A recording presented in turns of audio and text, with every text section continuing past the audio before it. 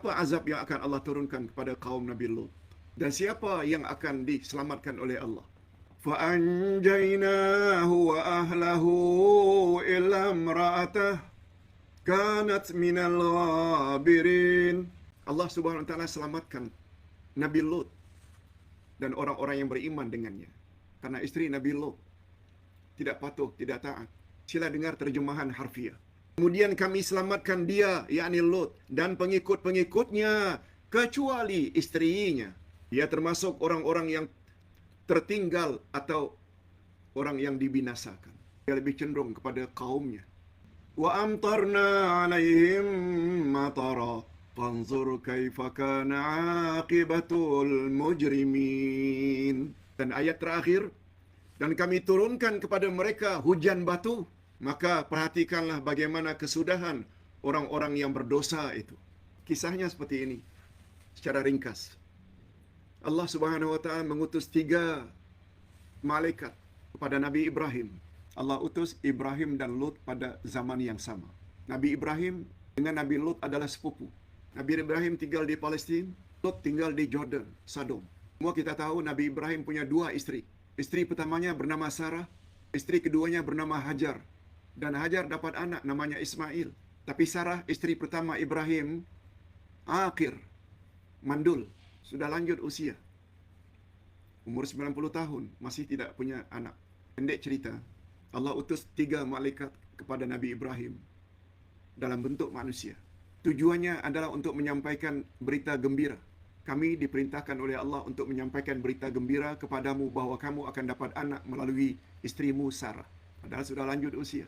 Malaikat jawab, itu mudah bagi Allah. Pada awalnya Ibrahim tak tahu mereka itu malaikat.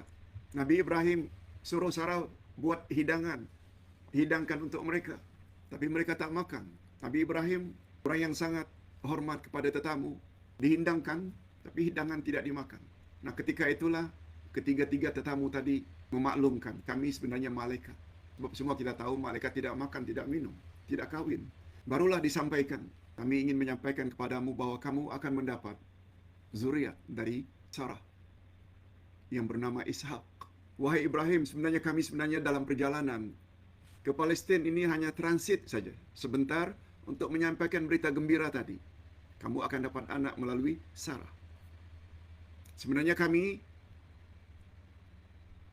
akan meneruskan perjalanan kami untuk jumpa Lut.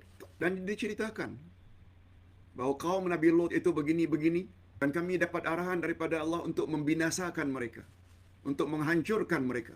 Nah, begitu Nabi Ibrahim dengar berita dari 3 pemuda tersebut, Ibrahim sempat berpesan, tolong kamu selamatkan Lut, sebab dia adalah saudara saya, dia adalah sepupu saya. Nah, di situ memperkuatkan lagi bahawa Ibrahim dan Lut ini punya hubungan persaudaraan. Kita pendekkan cerita, lalu 3 malaikat tadi datang ke Sodom dalam bentuk pemuda yang gagah perkasa. Mereka bertiga ini mula-mula jumpa dengan putri atau anak perempuannya Nabi Lut dan mohon izin untuk jumpa Nabi Lut. Nabi Lut dengan kedatangan 3 pemuda ini cukup takut. Kalau kaumnya tahu, habis 3 pemuda tersebut akan mereka lakukan perbuatan fahisyah tadi. Apalagi semua mereka handsome belaka, ganteng belaka.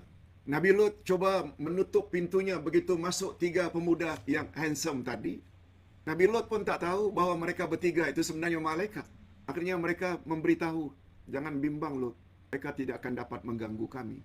Kami adalah malaikat yang Allah utus untuk membinasakan kaum kamu yang ingkar, yang telah buat homoseksual. Sayangnya, isteri Nabi Lut telah beritahu kepada kaumnya bahawa Lut kedatangan 3 pemuda yang handsome. Akhirnya kaumnya datang, "Hei Lut, jangan sembunyi dari kami. Benarkan kami untuk melakukan sesuatu yang biasa kami lakukan." Mereka pekik dari luar. Bahasa kasarnya, "Lut, jangan kamu makan sendirilah, bagi-bagilah 3 pemuda itu." Siapa yang bocorkan rahasia tersebut? Isteri Nabi Lut. Sebab dia cenderung kepada amalan kaumnya. 3 malaikat tadi memberitahu, "Hei Lut, malam ini, keluarlah kamu dan ajak orang-orang yang beriman kepadamu keluar daripada kota ini. Keluar malam itu, keluarlah mereka yang tidak diketahui oleh kaumnya. Di perbatasan negeri mereka dengan negeri sebelah, isteri Nabi Lot tertinggal. Nabi Lot sampai ke negeri sebelah dan selamat beserta kaumnya yang beriman, sedangkan istrinya hancur, musnah. Sebab malaikat memberitahu, wahai Lot, Allah arahkan kami agar balikkan negeri Sodom ini. Balikkan. Yang atas jadi bawah, yang bawah jadi atas. Dengan dibaliknya negeri Sodom itu, akhirnya muncullah laut mati. Semua kita tahu, laut mati. Yang air asinnya sangat asin. Akhirnya binasalah kaum Nabi Lut. Satu lagi, sebagaimana yang dijelaskan oleh Allah SWT pada ayat 84. Dan kami turunkan kepada mereka hujan batu. Hujan batu yang lebat dari atas menimpa mereka. Sudahlah negerinya dibalikkan. Hujan batu diturunkan. Fanzur kaifa kana aqibatul mujrimin. Perhatikanlah bagaimana kesudahan orang-orang yang berbuat dosa itu. Sebut dosa.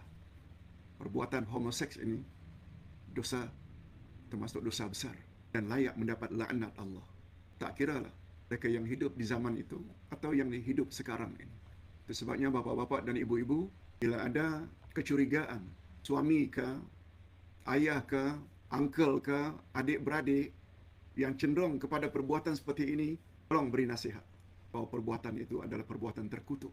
Mengutuk bukan saja manusia yang homoseks, lebih lagi kutukan itu datang daripada Allah Azza wa Jalla. Derajat mereka, bagaimana kita sebutkan tadi, lebih sesat dari binatang. Na'udzubillahi min dzalik.